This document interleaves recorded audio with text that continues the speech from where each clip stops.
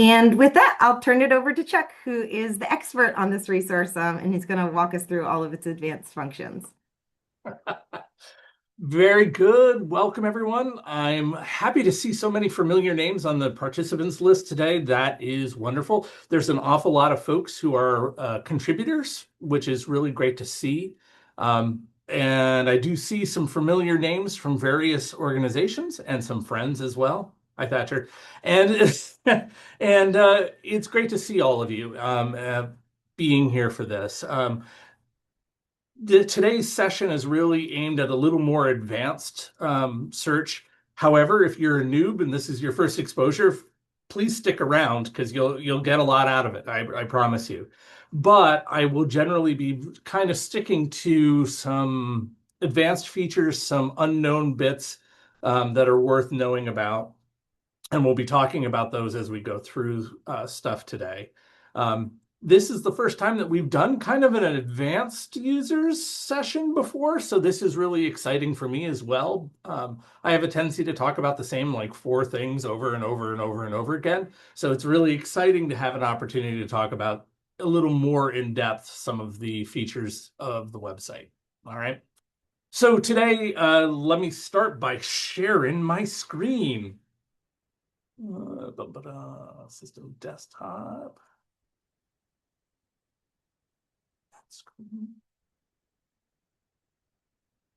That, yeah, that's correct. Woo! All right, great. Perfect. So hopefully at the moment you're seeing my screen. I have zoomed in a little bit on the page so that way you can get a little closer look at what I'm looking at.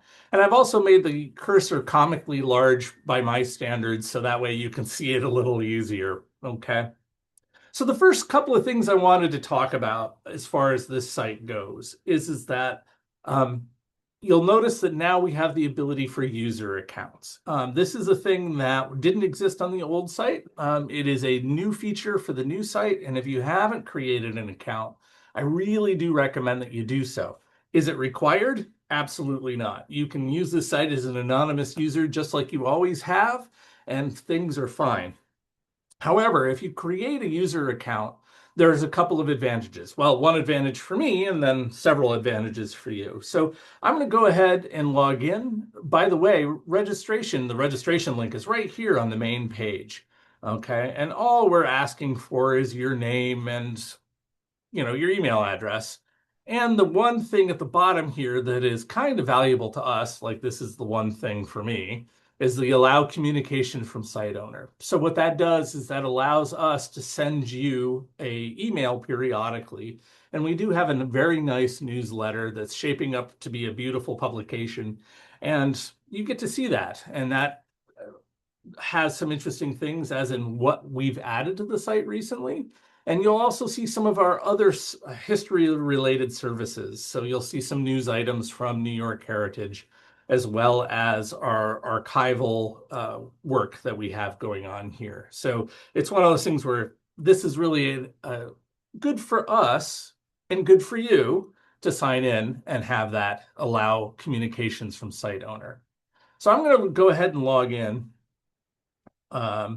So that way you can kind of see what the account looks like. So if you go to my account, and there's a couple of different tabs here that are exciting, the recent activity and the private lists.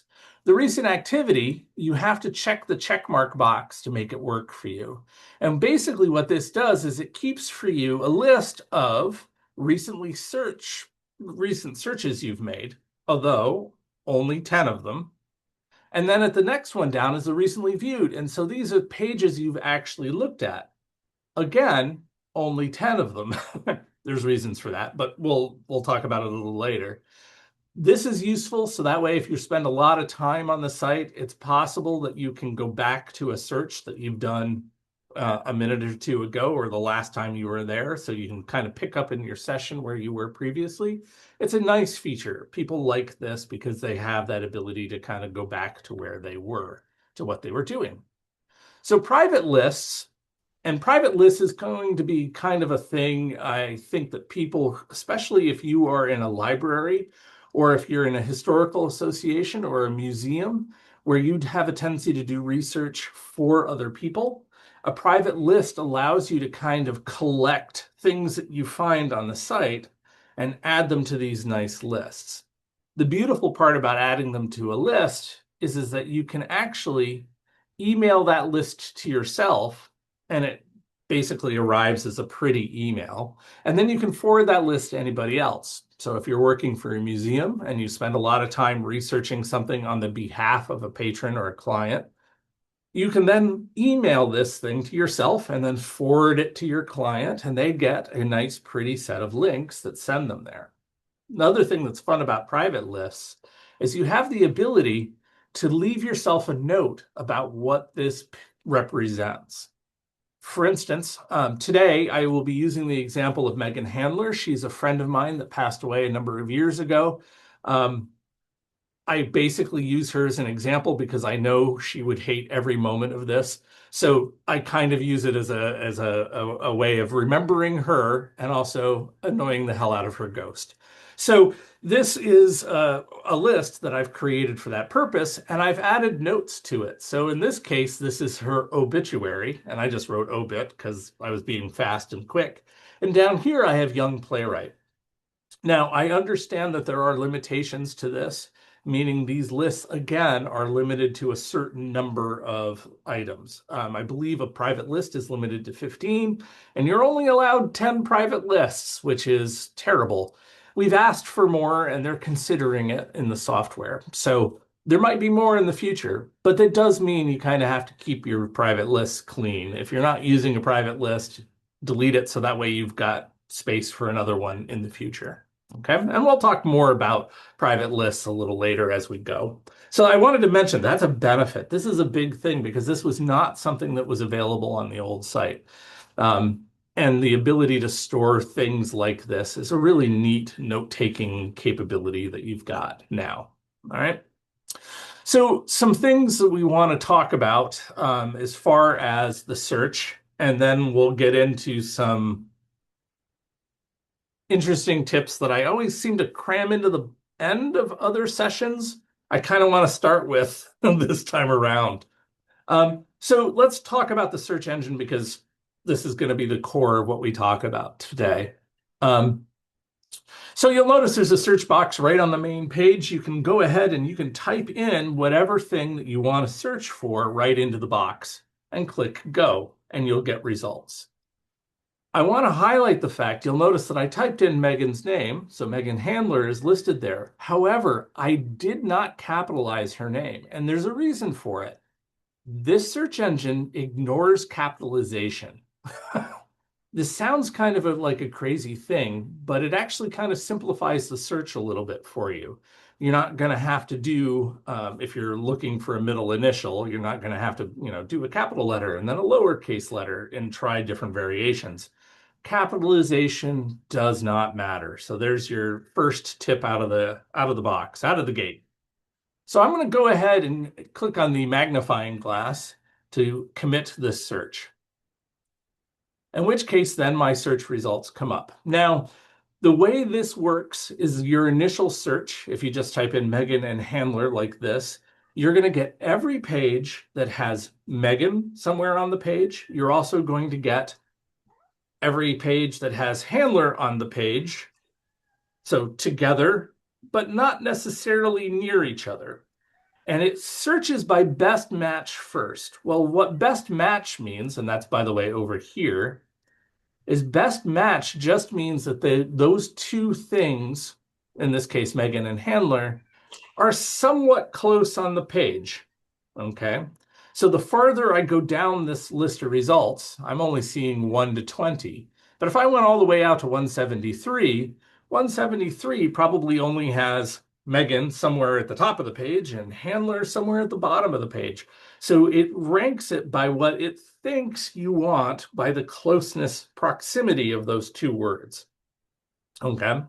So in this case, I'm getting Megan and Handler, and the first result that comes to the top there, they're actually pretty blessed close, right? They're very, very close. And you'll notice, by the way, capital letter, I didn't have to capitalize. So remember that.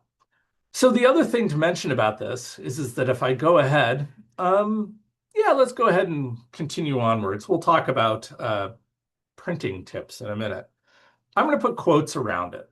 All right. And I'm going to go back out and I can click search. When I do this, what's happening is instead of looking for Megan and Handler somewhere on the same page, it's literally looking for the phrase Megan Handler together, as in close, as in an exact match.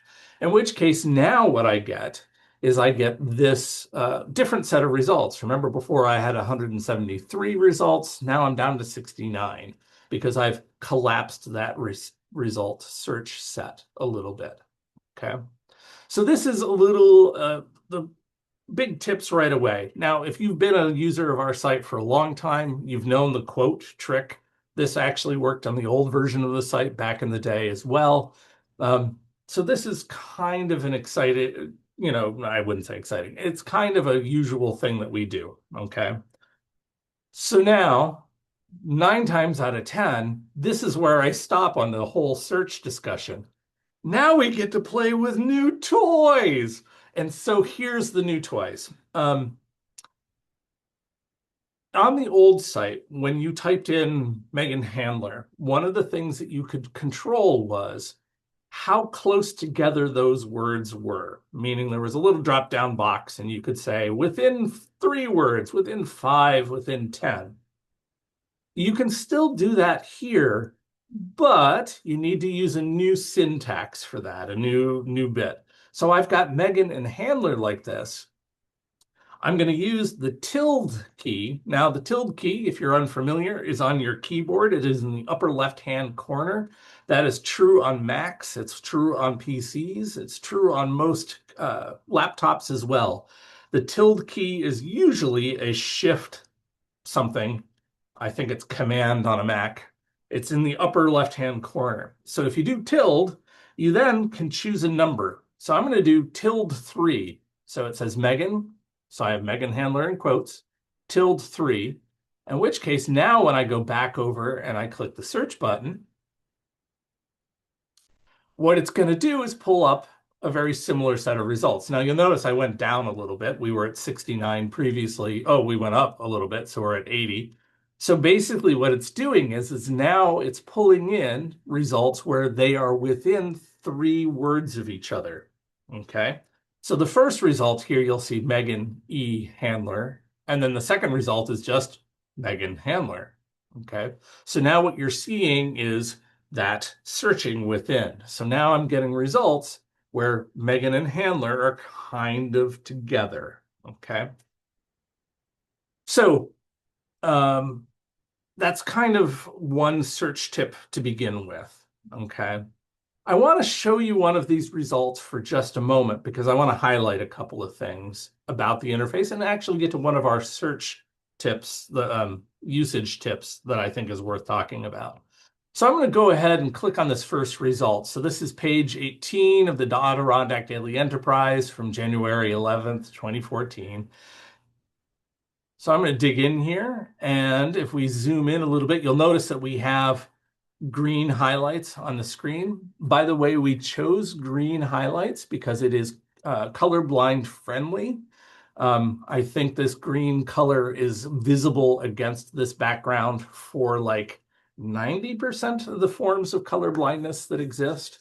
I hate the color green in this context because we have red, and wouldn't it be nice to be red? But I'm going to have to go with the less aesthetic in favor of more usable. So I'm going to like just zoom in. Now I'm zooming, I'm using the mouse on my mouse has a scrolly wheel. You, of course, can use the plus and minus zooms here off in the control box. But what this allows you to do is zoom in on the item. Oops, I had the full screen enabled. Did you catch it? So I'm going to do that again and zoom right in on it so you can see it. So the tip is, and people ask me this all the time. They're always like, but Chuck, when I go to print something or clip it, I always go over and I click the scissors and then I highlight the thing and then I click the checkmark box And then it appears tiny on the screen, man. I can't see that. And if you click print, by the way, you can print the page right from there if you want. Hang on just a second. I want to make sure that that's showing up the way I want it to. Yep, absolutely. In which case it appears kind of tiny, right? That's not terribly helpful. Also, and I'll show you in a minute, there's more about how you can grab this image. But that's terrible, right? It's tiny. That's not helpful. So how can you make it bigger for that print? Well, the easy way to do that is actually the larger you make it on the screen, the larger it'll appear when you go to do that clipping, okay? So one really neat, tricky way that I use an awful lot is to use this control over here that allows you to pop the whole thing into full screen. So that way you're looking at more of the screen. And then if you zoom right in, so it is monstrously large, just huge. Okay, that's probably the best I can do. And now you click the scissors and highlight the part you want to highlight. When you click the check mark box and it goes to the next page, now the image is larger, okay? And this is beautiful because when you do that print, if you're deciding to print it, now the article is large, it's big, it takes up a lot of the page. So that's a really easy way to make sure that what you're printing, what you're saving, what you're looking at gets nice and large, okay? By the way, one thing I wanted to highlight about this is that first of all, this page gives you the date and the title that you were looking for and the page number for this particular item. But you can also, this is just an image, so you can actually right click on it and do save image as, in which case then it's going to go to your downloads and it's going to save the image for you. Now, I want to highlight something about this before I click on the save button. You'll notice it gives it a name automatically. In this case, I'm trying to get my comically large cursor to point in the right spot. So here's what it looks like. It's going to actually put into this naming sequence bits of information about the page, okay? So the first part of it, in our case, is ADE. And ADE is actually what we call the collection code for the Adirondack Daily Enterprise, ADE, okay? Those letter combinations are between 3 and 5 characters long. Every newspaper on the site has one.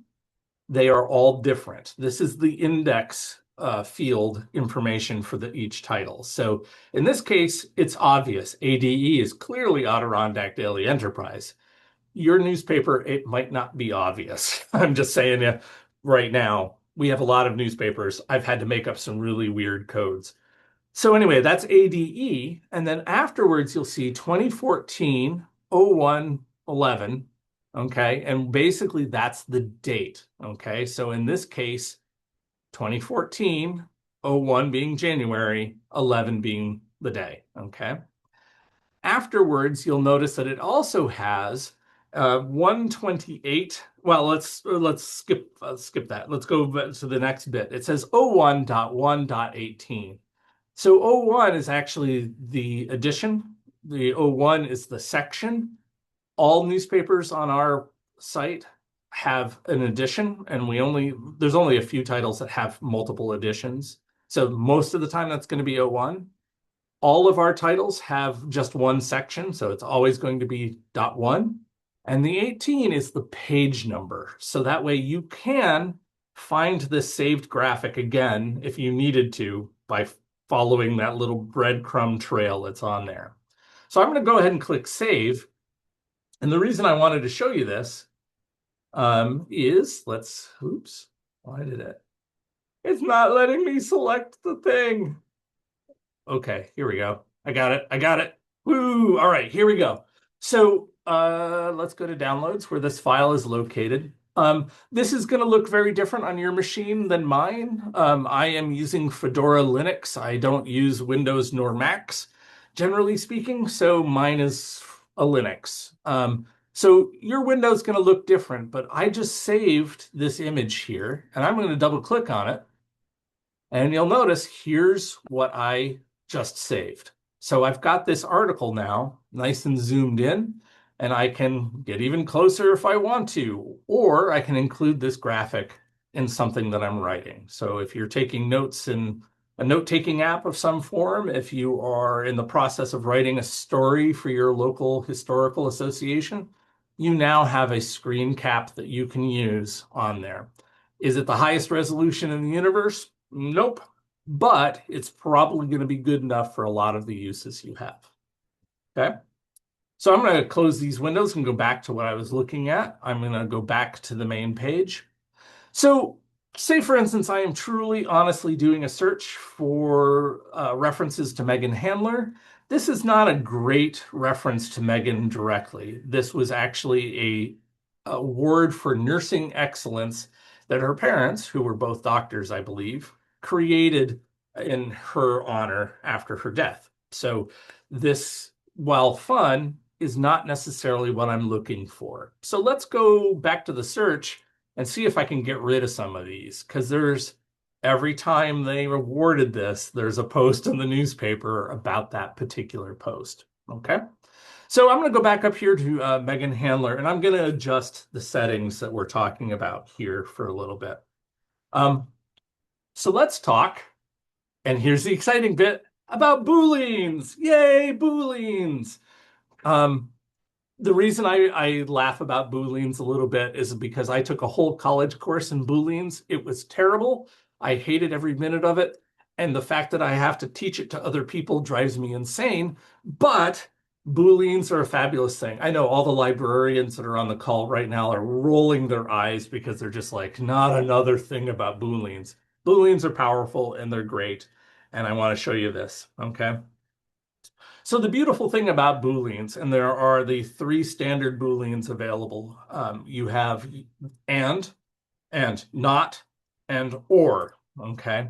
And the way that this search engine identifies those is they have to be in capital letters.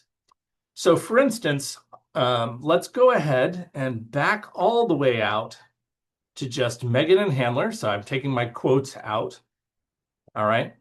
If I type Megan and Handler, and again, and is in capital letters, you'll notice that we're back to the 173, which was kind of our grade. It's basically the same as typing Megan Handler by itself. So not a giant surprise, right? But what you can do with and not, and or is something like this. I'm going to put the quotes back so that way we're getting Megan Handler. And then I'm going to say not nursing, because she was not a nurse. But this will filter out all of those awards that we saw earlier. So if we do this, come on, you can do it. There we go. Hey. So now what it's done is now we have Megan and Handler in quotes. So they're together, slammed together, not nursing. So now I have just Megan Handler references without nursing involved. So this is actually going to be filtering in a little closer to what I'm talking about. Another way I could have done this exact thing, well, I shouldn't say exact. Megan Handler takes out the possibility of a middle initial, right? Or a middle name or something along those lines. I could do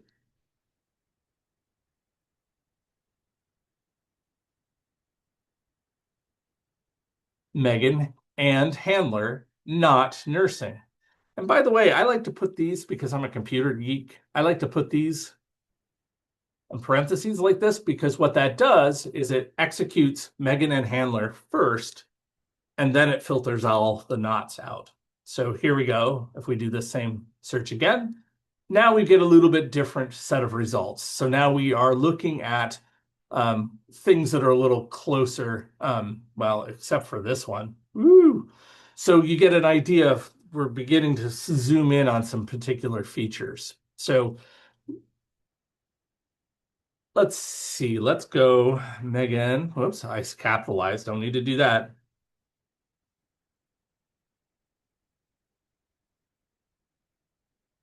So we get the same results again because it's the difference. So, okay. that's Boolean. So the idea is I'm bringing in this idea of Megan and Handler, and I'm looking at the individual results. I want to talk a little bit about or.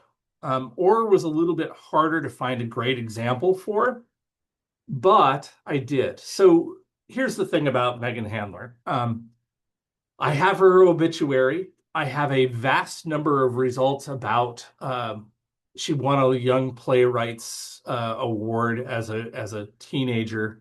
So I have a lot of those results. But I had a hell of a time finding her birth announcement. I know she was born in Saranac Lake, so she should be in the Adirondack Daily Enterprise, right? So I had a harder time finding results for her based on that. So there were a couple of ways that you could approach a search like this. And actually, the search that ended up um, finding her for me, her birth announcement in particular, is I knew her parents' names. So one of the things I did was I did Leslie, and her father's name was Richard, or is Richard. And let me move the cursor out of the way so you can see what I'm talking about.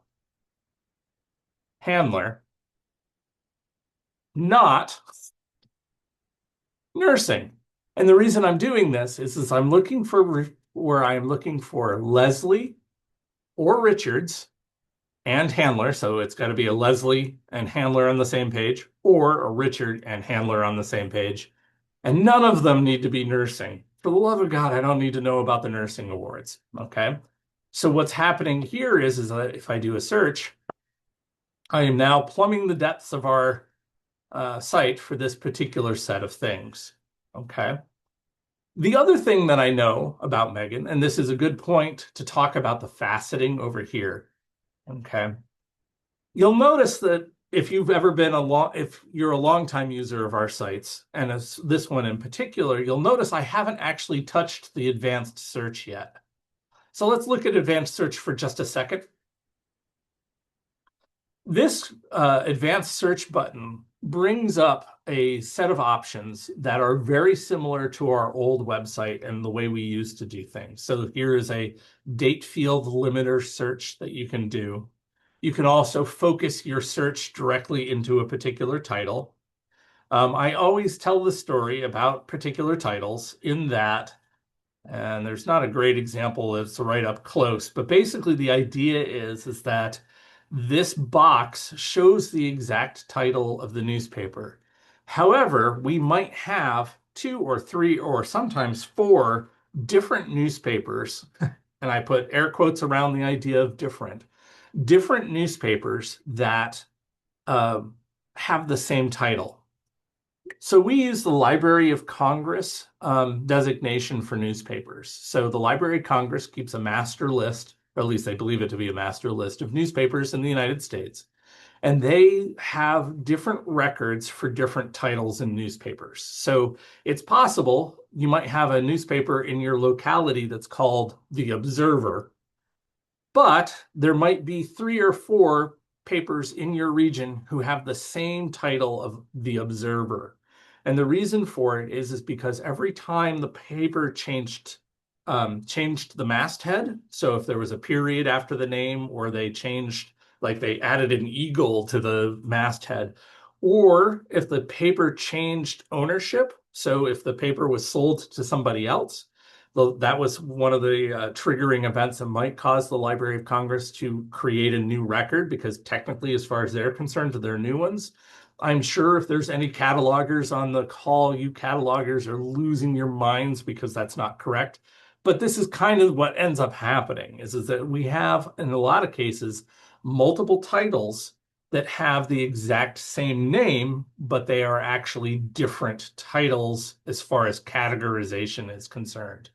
I just bumped over to the titles page because I wanted to show you, if we scroll down, examples of that. So the Arcade Herald, there's 2 of them listed here. They're both from Arcade, New York. I'm sure it's probably pronounced differently because this is New York State and we pronounce everything slightly different. Madrid, I'm looking at you.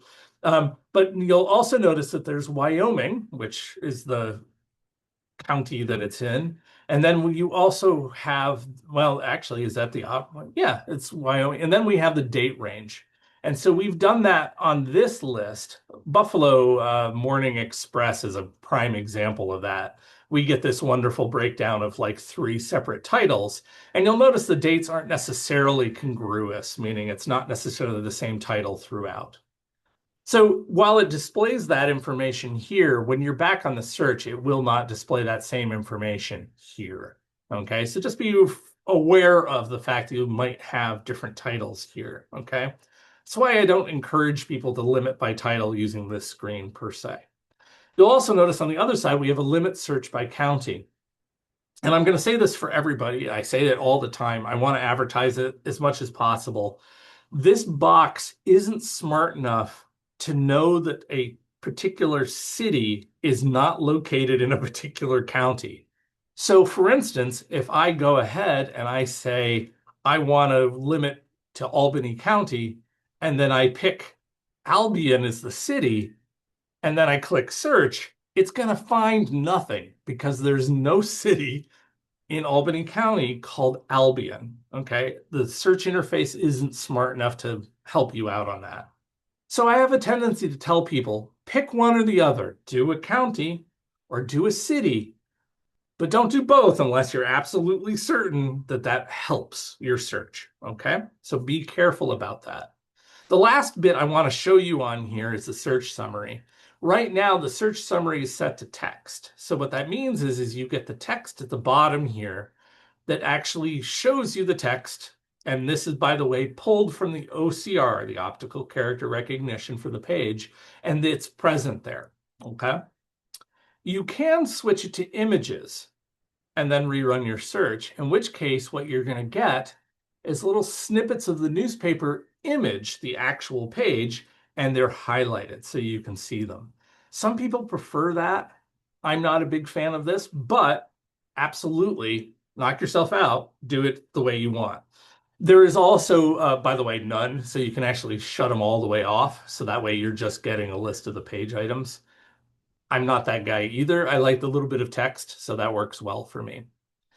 But I'll tell you, the more I use the site, the less I use this whole menu. I have a tendency to hide the menu because now we have this wonderful faceting down the side, which I feel like gives you the same type of abilities, but it does it in a way that's a little less fill in the blank. You get to point and click your way through the same type of thing. So for instance, I am now looking for Megan's birth announcement. So I have a decade over here. Well, I know she was born in 1976. So if I scroll on down here, I actually have a decade that I can zoom in on. By the way, this beautiful little graph at the top is showing you the number of results in the time range between 1810 and 2023. So it's a really cool way you can kind of hover and point at things and see. I'm going to pick, in this case, I'm going to grab 1970 through 1979. So when I click on it, you'll notice it puts it up here as a decade. And it changes this graph so I can see where the results focus in a little bit. Cool. I like it. I'm going to go 6 more. And because I, again, am looking for 1976 in an attempt to find something about Megan in particular, I'm going to go ahead and click on 1976. And the website is going to respond. Yay! Okay, great.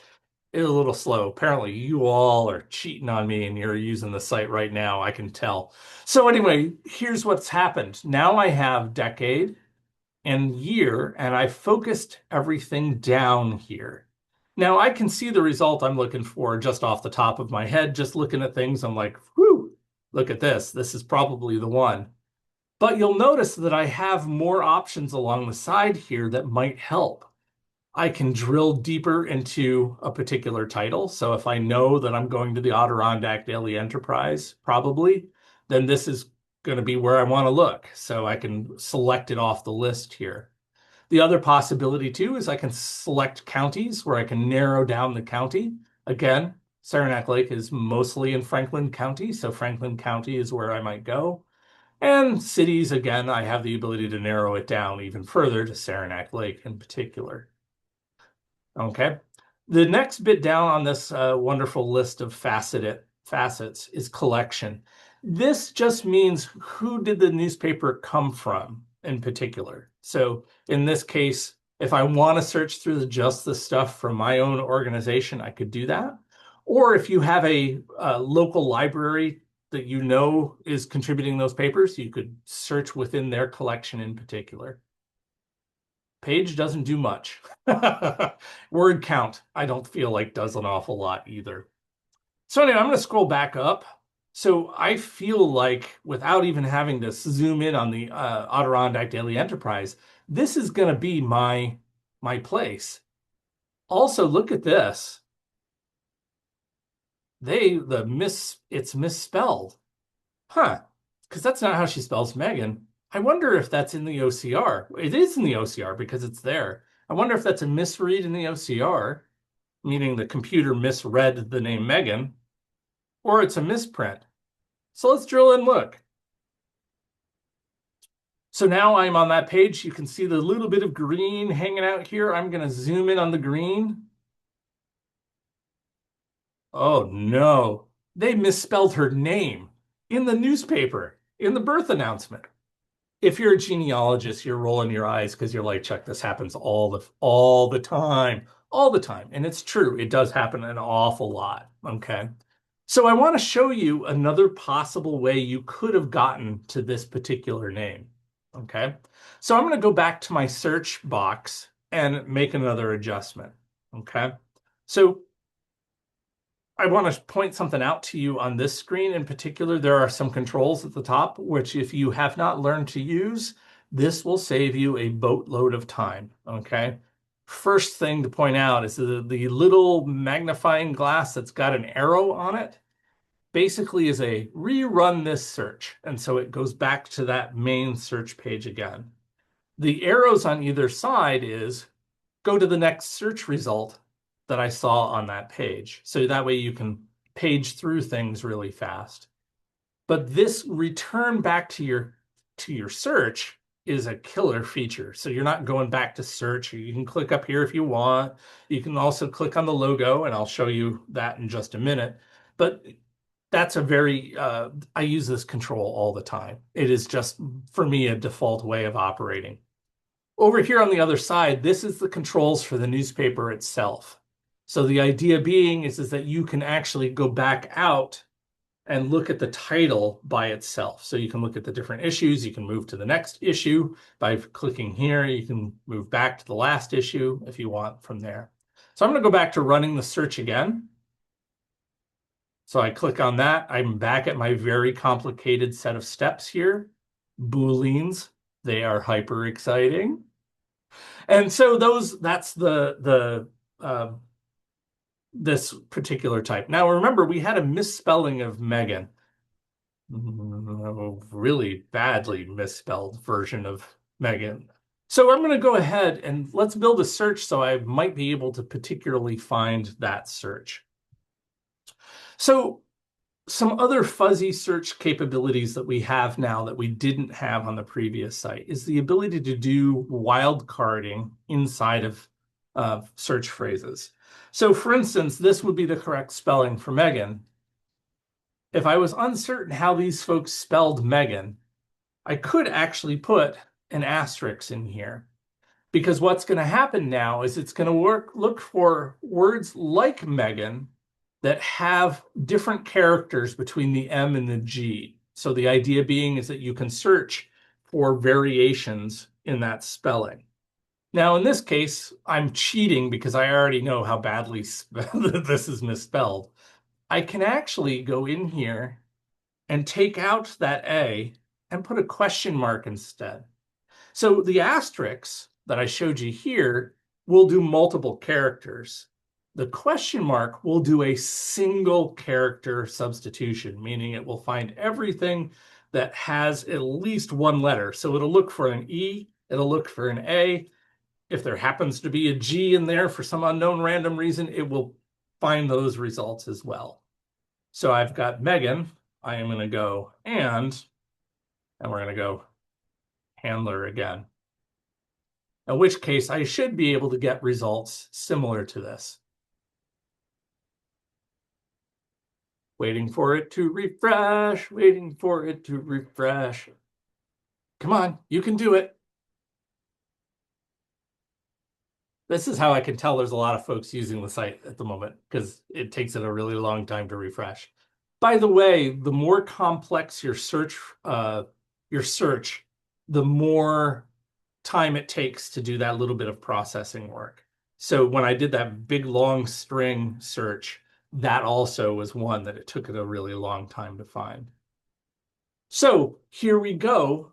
Again, it's still searching inside the decade I chose, still searching inside the year I chose. But you'll notice that now we're down to a very short number of entries possible. And here is one right here that's very definitely that same birth announcement. So I'm going to go into the birth announcement because I wanted to show you one thing while I was here. The one thing that I wanted to show you while here is that you do have the ability, if you are a logged in user to the website, is to go over here and click the plus sign, in which case now it brings you to the private list controls, and I can say, I want to add this to Megan Handler, and I can take notes on that. So now I've saved that for the future. Okay. So now we've hit some search, different variations in the search.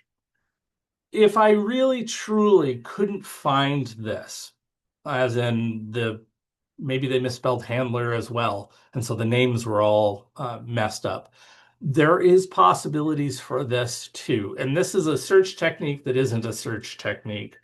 One thing I know about the Adirondack Daily Enterprise, again, being my local newspaper to where I grew up, is I happen to know because I read the newspaper as a teenager, one of the things about this particular title is I know that they only publish birth announcements on Fridays.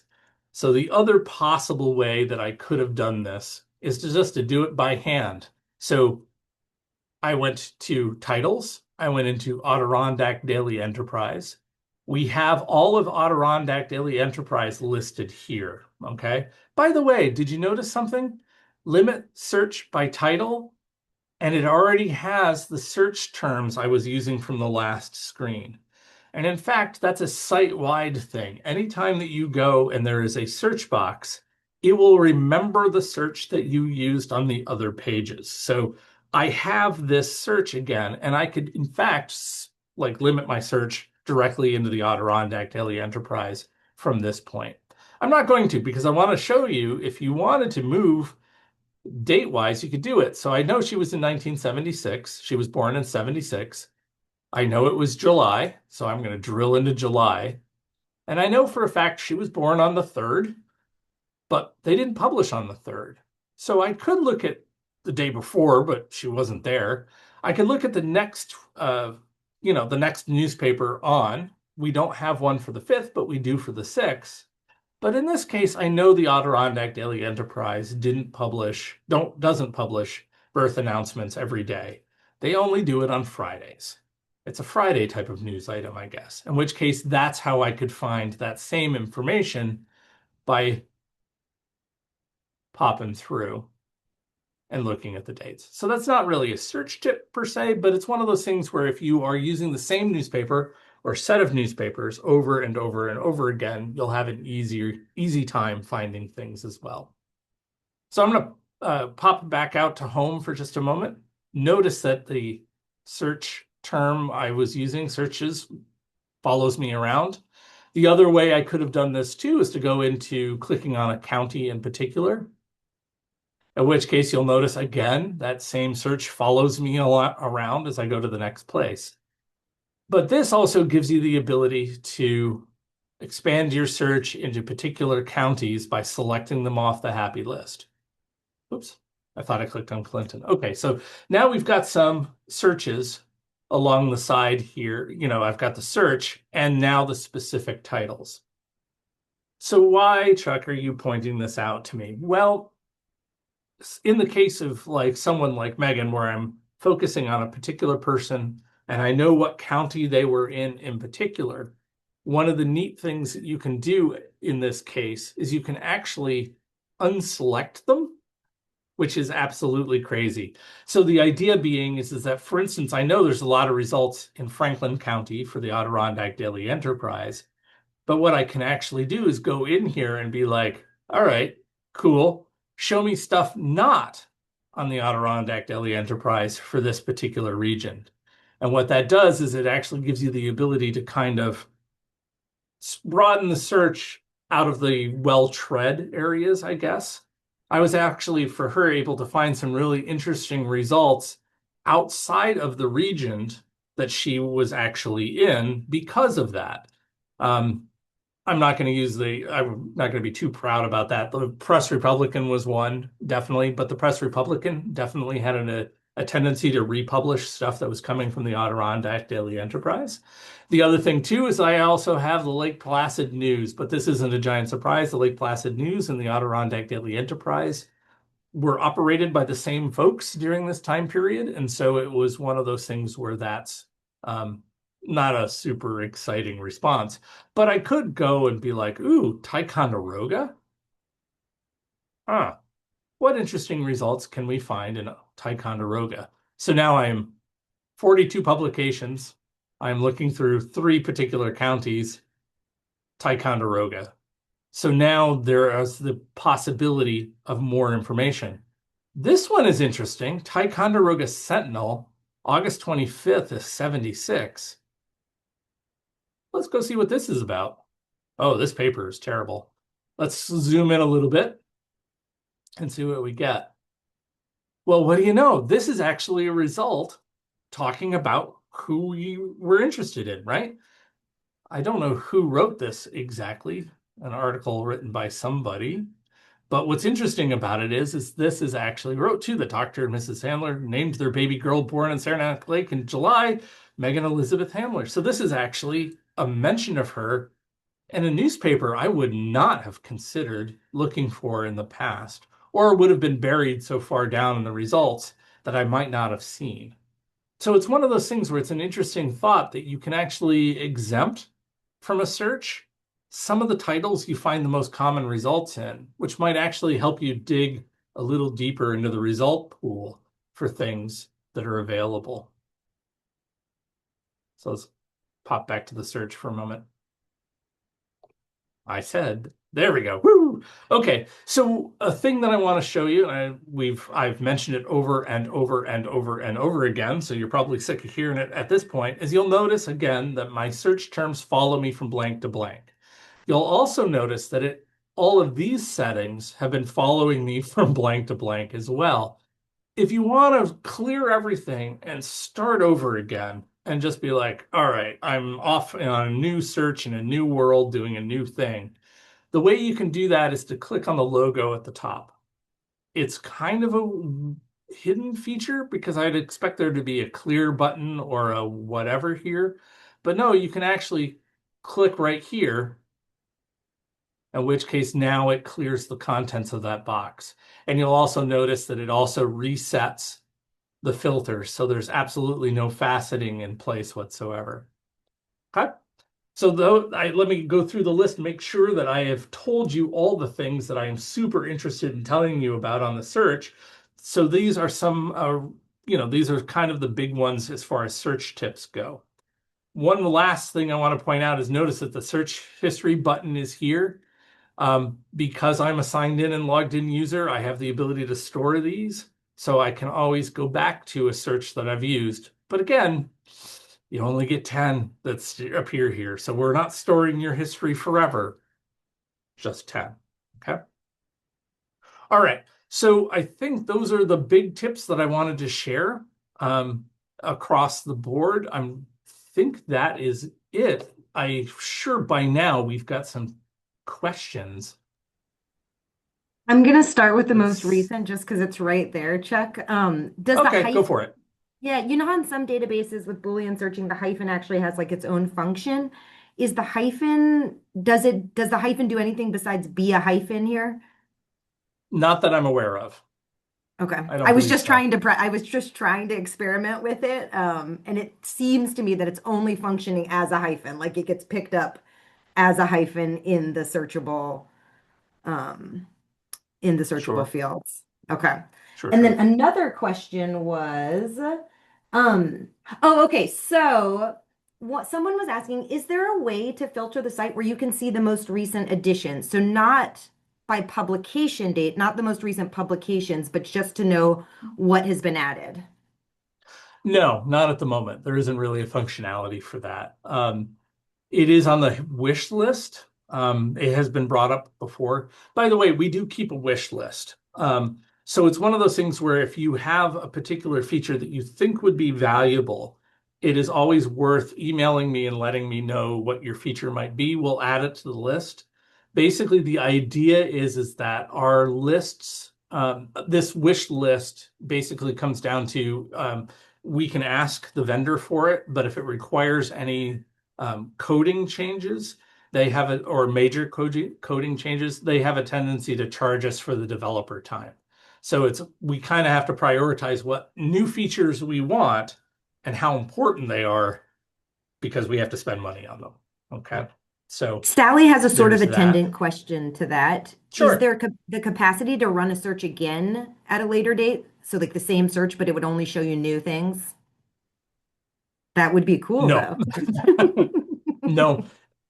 The trouble is that every time we add something to the site, it has the potential to change searches. So it is worth running the searches again, but you'd have to kind of eagle eye your way through it. There isn't a way to necessarily sort those results by how they were brought on, when they were brought onto the site. What Okay, I'm else going we to go got? back to the first question. There's two questions that we got further back just to make sure we don't miss them. Okay, Okay. so John was wondering about the OCR and when there are OCR misreads. And he found the directions that are under the help button. Like if you click on the help button, there'll be a lot of stuff about Boolean searching, like Chuck mentioned, and also about correcting OCR, except I knew someone was going to ask. you know what the question is. I'll let you take it, Chuck. I know what the question is. So the the website software does have the ability to allow you as a registered site user to correct the OCR on pages. Okay. Um, it is it is possible to do. We have not enabled it. And the reason that we have not enabled it is because an awful lot of the content on the site we added. What's the best way of putting this? So in the old days, the first 2 million to about, say, 6 million pages or so, the method of OCR, of optical character recognition that we used, was not smart enough to do what they call bounding boxes.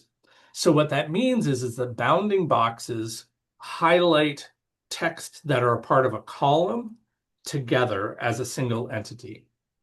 So what that unfortunately means is an awful lot of our content, if you look at the OCR, the software has tried to find blocks of text that belong together, but they're not necessarily actually together. They're all over the place, meaning the boxes may be across 2 or 3 columns one way. Sometimes they're across 2 columns and down 4 paragraphs, or something along the lines like that. And so what ends up happening is that we're a little afraid to turn on the OCR correction because especially in those older titles, people would get confused really fast about what text box belongs to what spot. You might think that you're correcting the text in one spot, but it's actually somewhere else on the page. It's a mess. And so we're working on some ideas about how to go back and re-OCR some of the older content in a way as to make it be more valuable for that OCR correction. I know that drives folks nuts because there's a lot of OCR correction that could be done, and I know people love to do it, which is mind-boggling and exciting for us, but wow. We would love to be able to enable it, but right now we can't. We're trying. At some point in the future, we will, definitely, without a doubt. So that's some information on that front. People ask about it all the time. Sorry. What else do we have? Okay, so the next one, and a couple people seconded this. Also, I should note too, feel free if people need to leave, that's totally fine. But we're like in it for the next half hour if you want to stay and ask questions. Um, Absolutely, please do. okay, so somebody asked, do you have tips for selecting a long article in a narrow column that does not all fit on the screen? The um, yes and no. The probably the easiest way to do it is try to come up with some logical break in that article and then take a screen cap of one, do a clipping of the first half and then do a clip of the second half. There isn't really a great way of doing it. If you are a nerdy human, one way you could do it is to take the graphic of that and the graphic of the other half, and then in a photo editing software, merge them together. So that way it's a single graphic. But there isn't really a great way of doing it natively in the interface. I wish I had a better answer to that. Um, all right, next question. Will the newspaper photos ever be rescanned so that they are not mostly black? And I think that's very sort of dependent on the scan and the publication. Yeah. The short answer to that is probably not. Um, the long answer is this. So the reason why, especially a lot of our older newspaper titles, the photos are terrible or completely black entirely, is because in the old days, back when we started this, the original version of this site more than 15 years ago, the advice generally given was is that when you scan in what they call bitonal. So the newspaper image is either black or white. There are no grays in between. And so we did that because we were trying to make sure um, that the text was as clear as possible for the OCR. And so we focused on the text, not on the photos. So what that meant is a lot of the photos are in terrible shape. In the years since, we've changed our tact. We're not using bitonal purely anymore. A lot of newspapers do better in bitonal, depending on how bad the original image was. But for the most part, we've been using grayscale in the years since, which allows us to be able to have decent-ish looking photos and decent text. And OCR right now has become optimized to use grayscale text instead of bitonal. So we actually get better results from grayscale than we do bitonal, so we try to avoid bitonal now. The reason we'll probably never go back and redo those papers is just purely cost-wise. Every time that we go get the film and put it on a machine and run it through, it's costing us money to do that rescan. So some contributors have gone back to the well twice and had us scan the same film again, this time in grayscale so we could get better images, but it happens very rarely and purely because of the money involved. So it's probably unlikely that we'll go back and fix those images, but we'll see. So what else? Great. Okay. So next up is okay, I may have promised something here, or I thought that it was a good idea, and I commit myself to working with you on it, Chip. Okay, what's that?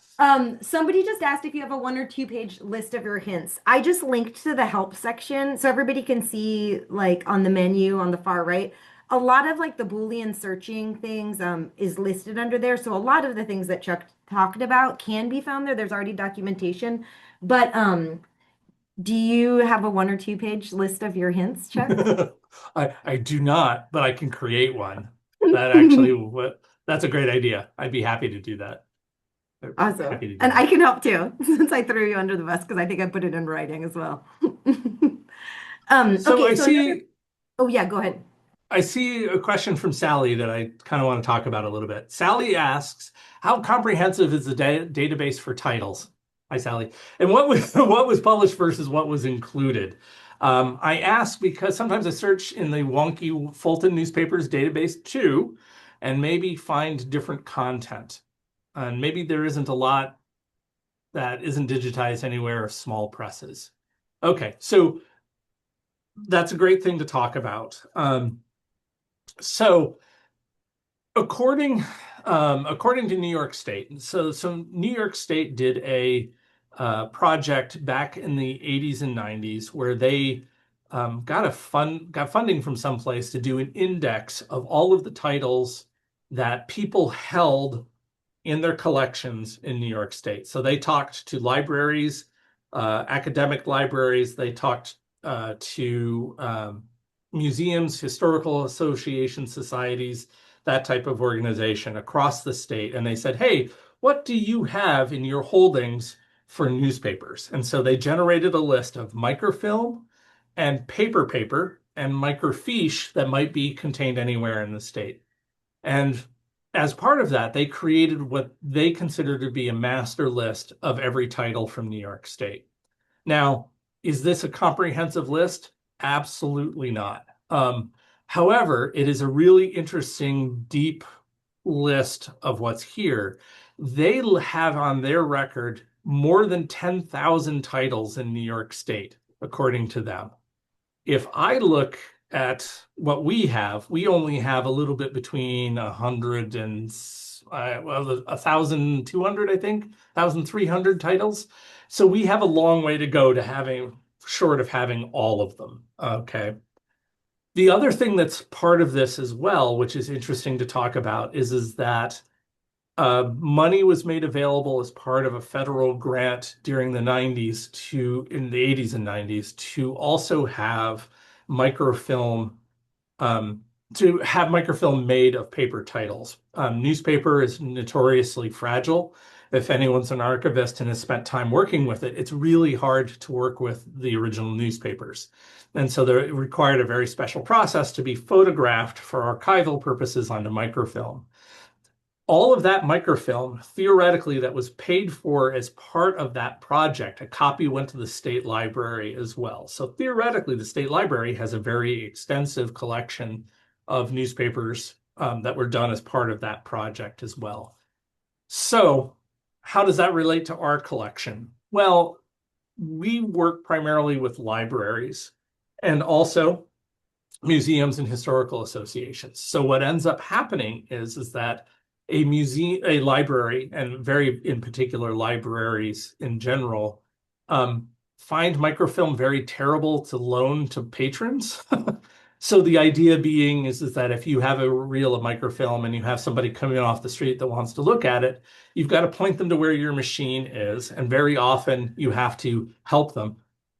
Hey, cool. Thanks, Kevin. That's a great piece of information. Kevin says, I was part of this project. Everything we catalog and inventoried is in OCLC. Yes. Um, thanks for that. That's really interesting. So the idea being is that basically what we have in our collection is titles that libraries don't want to spend library worker time helping patrons deal with.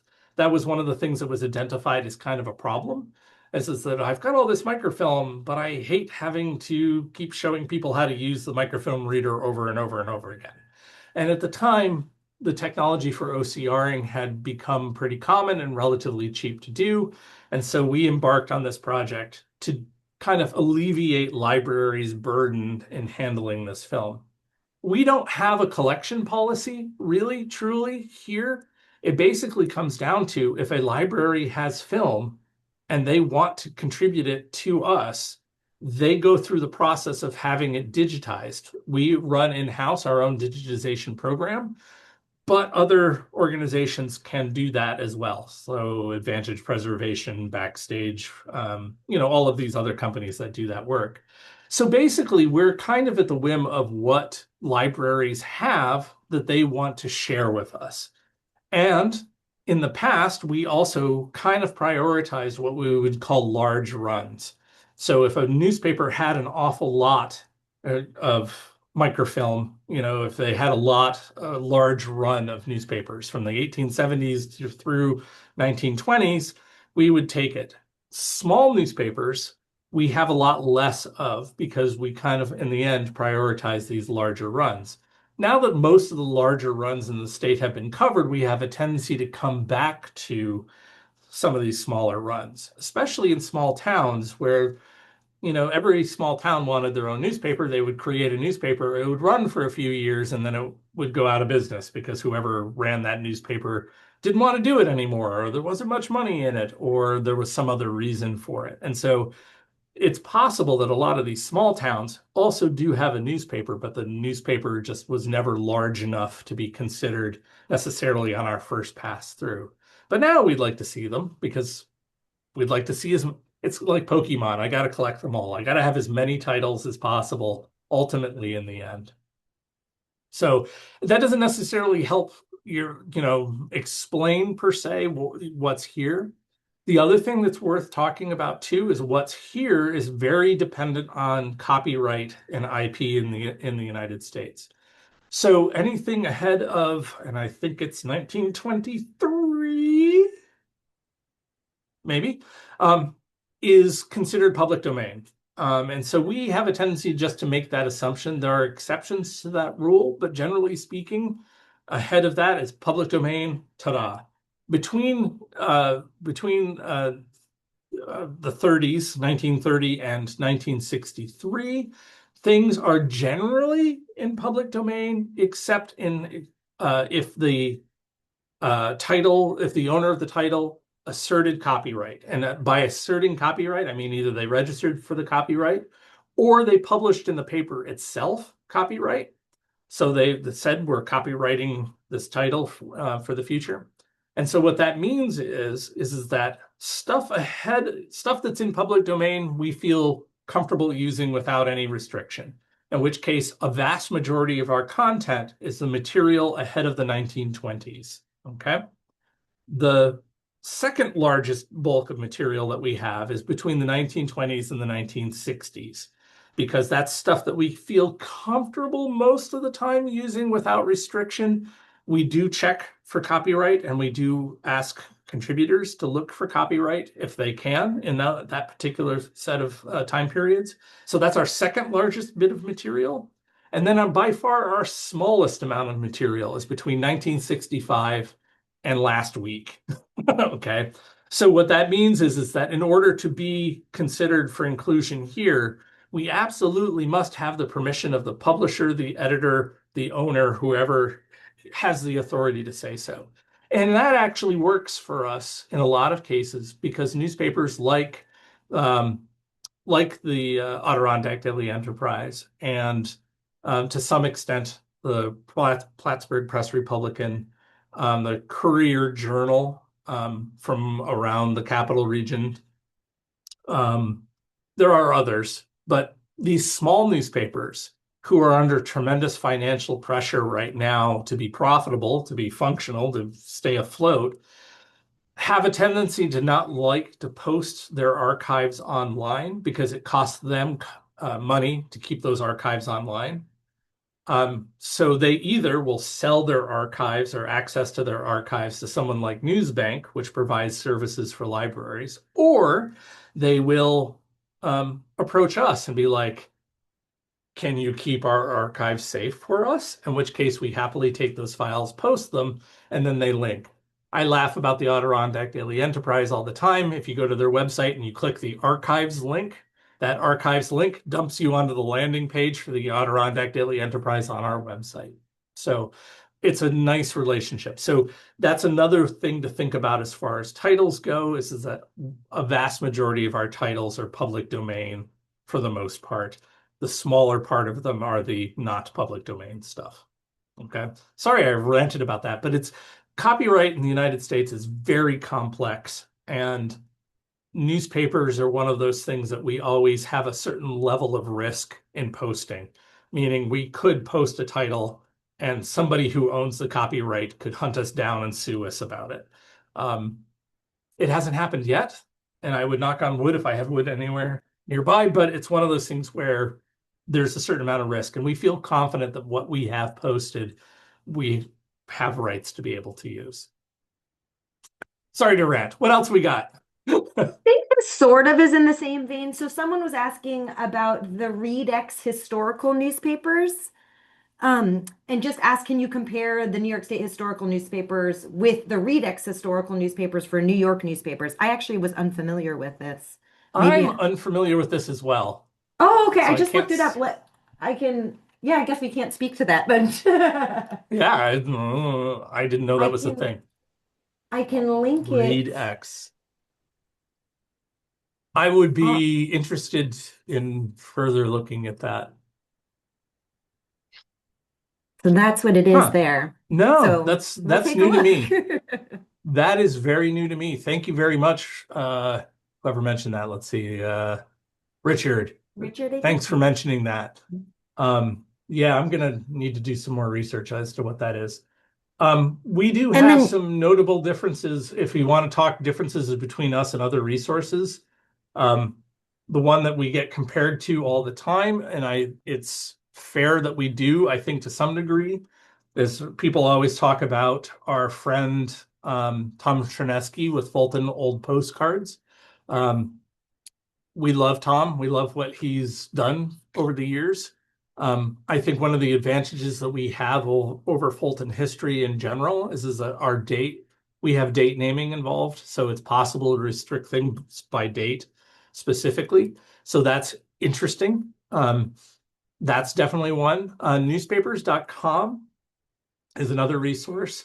I believe newspapers.com is owned by the conglomerate, which is the genealogy site Ancestry. Um, so the yes, Allie, I agree with you. I don't think Fulton has filters that are as good. I agree with you there. Um, so newspapers.com is another possibility as well. Newspapers.com has a very different approach as far as how they pull in titles. Very often, what they'll do is they'll approach a particular library and say, "Hey, I would love to have a copy of your film," and they then will digitize the film for free in exchange for a slight embargo period, meaning they'll give the files back to the library, but the library won't be able to use them for a period of time. It used to be 5 years. I heard lately of somebody only having like a 2 year window embargo period, but basically their search engines, again, are a paid for resource. You have to pay for full access. I think newspapers has like a limited number of titles that are available for free, and then it scales up from there. Those are the resources that I'm aware of. We do have on occasion newspaper sites that crop up and charge access to our content because they steal it from us. um, it does happen. We do have a tendency to be as threatening as we can to those folks. You know, it's one of those deals where it chafes me a little bit, the idea that we do all this work and then we put it up on our site that's freely accessible, and then somebody else comes along and tries to charge access to the same content by duping people. It's terrible. So anyway, um, those are the ones that I'm aware of. Thanks, Kevin, about that. The Redex newspapers are generally papers from larger metropolitan areas. Good to know. I'm gonna have to check it. I am really interested. I'll have to look. Oh, it's a division of Newsbank. Interesting. Okay. Mm. Anyway, we'll keep looking. Um, Um, we did have a somebody question asked a about, question. did you see the What's emailing that? question? Yes, that's what I was just Okay, about to good, jump good, to. good. Because it got buried a little further back. Wonderful. Yeah, Leah asked a question under account. Why do you have to email to yourself then forward? That's a great question, and the question is answered simply by no spam. So the idea being is that um, if if we allowed you to forward your lists to somebody else, that could be potentially abused as a spam email source, meaning someone could sign up for a free account, look up something in particular on a newspaper, and then just email the heck out of somebody else with it. By setting it so it only emails you, that means that then the responsibility isn't put on the website for the mailing of those users. It's just a little bit of a protection to protect the website and the reputation of the website. as far as emailing goes, because emailing does have that for the purpose. What else do we have? Okay, there's one more Boolean search question, Chuck, with the wildcards, the question mark wildcards. And I Yes, think that this is true. I think it's true for most databases, but I'm not positive for the newspapers. Can a person in a single search term use multiple wildcards to substitute for multiple letters? So say in like like Megan, question mark, question mark. yep, or like Yes, question mark letter, question mark. Yeah. 100%. Okay, so Absolutely, just you like can. most. Great. Yes. Yep, absolutely. That's completely. Again, remember the asterisk is any number of characters. The question mark is just one character. Perfect. I think that was it. So we'll hang for a second to see if there are more questions. That was everything I had noted, unless I missed one, but we'll wait a second to see if I missed one.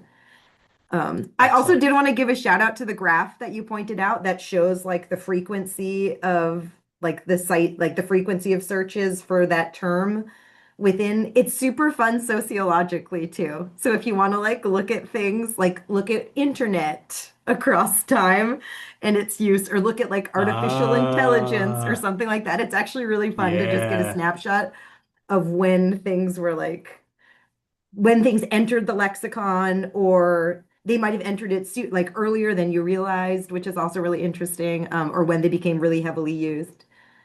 Okay. Are you watching the chat, Chuck? I won't repeat it if you are checking. Yep, Okay. I am. Order of decades reflective of quantity in each. Why not order? Are you talking Hmm. about that same graph, Leah? Is that what you're talking about? Um, Oh, let's so see. the ones that have the most, is it that when you get the most search results in a particular decade, that comes up higher versus just in on the left-hand side ones Oh, you right. In that list versus on being the side in the chronologically? faceting list. Yeah, it's kind of yeah, it's basically set up that way so that way theoretically you can kind of hone in on the particular section decades that would have more results. Yeah, rather than just being in order. However, if you do click more, it has a tendency to pull the full list out and put them in the correct order at that point. Okay, cool. And Anne Marie asked if I'm going to send out contact information. Chuck always gives me permission to share his contact Yes, info. please. So he'll be copied on the email that goes out later, and you can follow up with me or with him with questions. He knows everything. I'm not trying to dissuade you from emailing me, but most of the time I just Come up with a really complex question and send it to Amy, please. I think that would be great. Okay, any other? Oh, it looks like something. Oh, just some thank yous. Right, we'll hold for a minute You're longer very just to see if welcome, there's anything everybody. else. And thanks everybody for joining us. And thank you, Chuck, so much for diving into this with us. You're very I welcome. always learn so much. All So right. glad to see so many familiar names on the list, too. That's always great.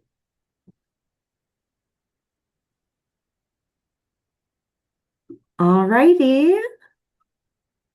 It looks like just a lot of thanks. Bye, Thatcher. It looks like Thatcher's waving goodbye. I like that wallpaper. Okay. I think it looks like questions have wrapped up. So we'll follow up if you do have more. Definitely reach out to us. And I'm hoping to get the email out to everybody by the end of today. If not today, then tomorrow. So thank you so much, Chuck, for sharing all of this with us. Very And thanks welcome. everyone for joining us. All right. Thanks, Have a good, everybody. have good days.